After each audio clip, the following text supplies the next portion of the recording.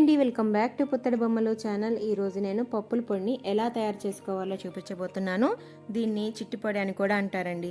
ఈ పప్పుల పొడిని వేడివేడి అన్నంలో నెయ్యి వేసుకొని తింటే చాలా బాగుంటుంది. దీన్ని దోశల్లో కూడా చాలామంది ఇష్టంగా తింటూ ఉంటారు. ఇంకా లేట్ చేయకుండా ఈ పప్పుల పొడిని ఎలా తయారు చేసుకోవాలో చూద్దాం పదండి. ఫస్ట్ మనం స్టవ్ ఆన్ చేసుకొని కళాయి పెట్టుకొని 1.5 టేబుల్ స్పూన్ ఆయిల్ వేసుకోవాలి.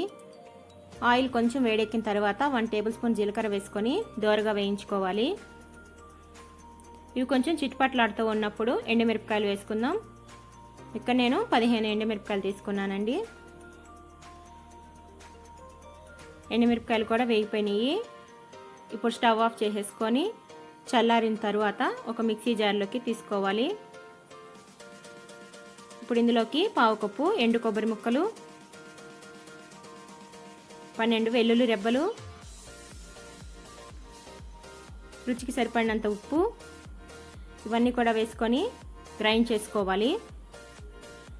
ఇలా గ్రైండ్ చేసుకున్న తర్వాత ఇందులోకి 1 కప్పు శనగపప్పుని వేసుకొని గ్రైండ్ చేసుకోవాలి.